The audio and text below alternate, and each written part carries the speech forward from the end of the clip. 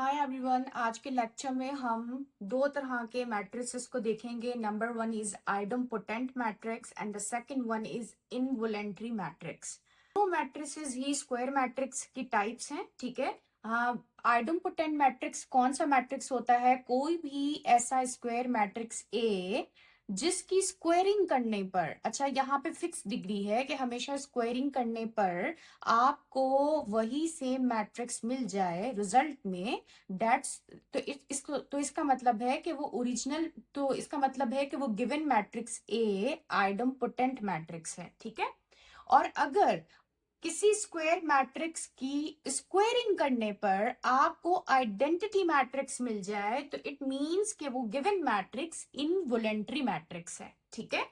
Question से understand करते हैं। हमारे पास एक्सरसाइज 2.1 का क्वेश्चन नंबर 9 है, जिसमें हमें आइडेंटिफाई करना है कि गिवन मैट्रिक्स या तो आइडम्पोटेंट मैट्रिक्स है या इनवॉलेंटरी मैट्रिक्स है।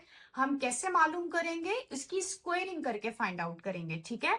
तो हमारे पास गिवन मैट्रिक्स 3 by 3 का है, जो कि एक स्क्वायर मैट्रिक्स है। Rows and columns are equal, तो हम इसकी स्क्वायरिंग करेंगे। To get the square we need to split square as A into A is given, हम ए को ए से मल्टीप्लाई करेंगे। And the main step of this question is the matrix multiplication. अच्छा जी, मैट्रिक्स मल्टीप्लीकेशन किस तरह से की जा सकती है? इसी चैनल पर एक शॉर्ट वीडियो मैंने अपलोड की है जिसमें मैट्रिक्स मल्टीप्लीकेशन को बहुत डिटेल में एक्सप्लेन किया है, आप उसे देख सकते हैं। इसके साथ साथ मैं यहाँ पर अगेन रिकॉल करती हूँ कि किस तरह से हम दो मैट्रिक्स को मल्टीप्लाई कर सकते हैं। हमें फर्स्ट मैट्रिक्स की हमेशा रॉस को देखना होता है, जबकि सेकंड मैट्रिक्स की हमेशा कॉलम्स को देखना होता है, ठीक है। जिन दो मैट्रिक्स को आपने मल्टीप्लाई करना है, हमेशा फर्स्ट मैट्रिक्स की रॉ को और सेकंड मैट्रिक्स के कॉलम्स को देखना होता है, यानी रॉ को मल्टीप्लाई किया जाता है कॉलम से। अगर रॉ में 3 एलिमेंट्स हैं तो कॉलम में भी 3 ही एलिमेंट्स होने चाहिए, और सेम पोजीशन के एलिमेंट्स आप मल्टीप्लाई करेंगे। लाइक फर्स्ट पोजीशन पे आपके पास 4 है और यहाँ पे फर्स्ट पोजीशन पे 4 है, तो 4 को 4 से मल्टीप्लाई करेंगे, 3 को -1 से मल्टीप्लाई करेंगे और 3 को -4 से मल्टीप्लाई करेंगे। तो मल्टीप्लीकेशन कैसे की है आप देख सकते हैं, 4 इंटू 4, ठीक है।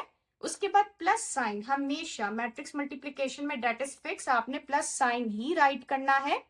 इसके अलावा 3 मल्टीप्लाई बाय -1, 3 -1 मल्टीप्लाई हो रहे, -1 को मैंने ब्रैकेट्स में राइट कर दिया है ताकि साइन इंटरमिक्स ना हो। जबकि 3 मल्टीप्लाई बाय -4, तो यहाँ पे 3 -4 से मल्टीप्लाई होगा और बीच में प्लस साइन ही रहेगा, ठीक है। First row first column done हो चुके हैं। अब इसी फर्स्ट रो को मुझे सेकंड कॉलम के साथ मल्टीप्लाई करना है। सेकंड कॉलम में अगेन मेरे पास 3 एलिमेंट्स हैं, तो 4 मल्टीप्लाई होगा 3 से, 4 इंटू 3 प्लस साइन फिक्स है। 3 मल्टीप्लाई होगा 0 से, 3 इंटू 0 प्लस साइन फिक्स है। 3 मल्टीप्लाई बाय -4, तो 3 को -4 से मल्टीप्लाई करेंगे। अगेन हमारे पास रॉ है और अब हमारा थर्ड कॉलम है। थर्ड कॉलम में भी हमारे पास ऑब्वियसली 3 एलिमेंट्स ही होंगे।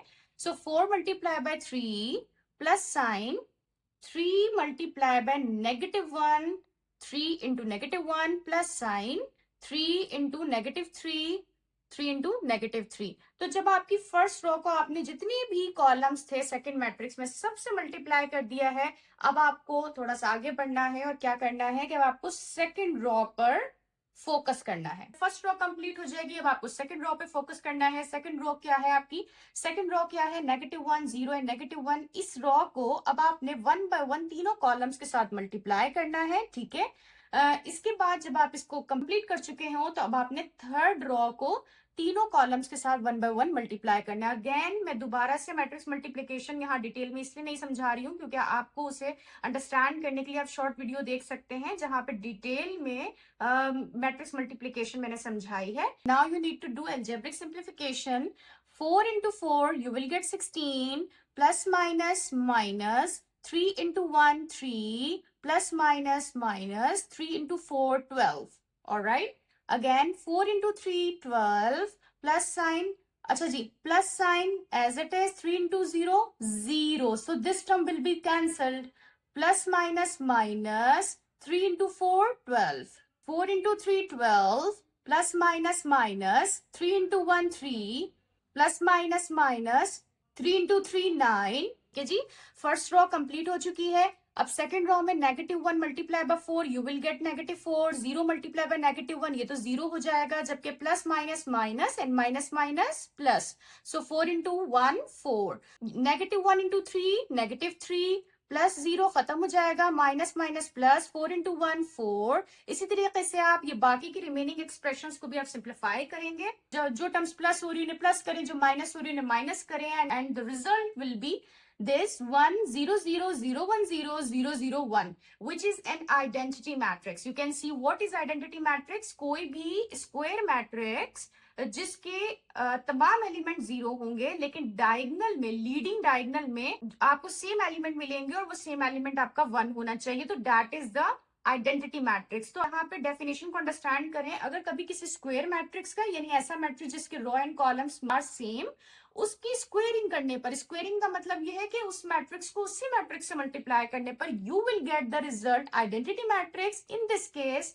The given matrix A will be involuntary matrix. Alright, तो यहाँ तो आइडेंटिफाई हो गया कि ये इनवॉलेंटरी मैट्रिक्स है। इसी तरह से इसी क्वेश्चन 9 का पार्ट 2 है आपकी बुक में, जिसमें आपके पास अगेन एक square matrix and you need to identify इधर इट इज इनवॉलेंटरी और इट इज आइडोम्पोटेंट मैट्रिक्स। तो आप लोग क्या करोगे, अगेन इसकी स्क्वायरिंग करोगे, and I am telling you the answer that if when you do this square you will get the result A, मींस आपको यही मैट्रिक्स रिजल्ट में मिलेगा। तो इसका मतलब ये है कि ये गिवन मैट्रिक्स आइडोम्पोटेंट मैट्रिक्स है। तो अब आपने क्या करना है, फॉर योर प्रैक्टिस आपने इस क्वेश्चन को सॉल्व करना है और आपने मुझे कमेंट सेक्शन में बताना है कि क्या वाकई में ये आइडोम्पोटेंट मैट्रिक्स प्रूव हुआ है या नहीं। वीडियो अच्छी लगी हो तो लाइक कीजिएगा, चैनल को सब्सक्राइब कीजिए। Thank you for watching.